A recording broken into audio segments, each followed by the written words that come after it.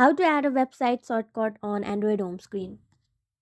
Hello everyone, this is Sabrina here to help you today.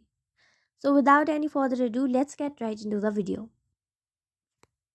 Open your Chrome browser. After that, launch your website. Now, tap on the three dot from your top right corner. Now, you will see an option of add to home screen.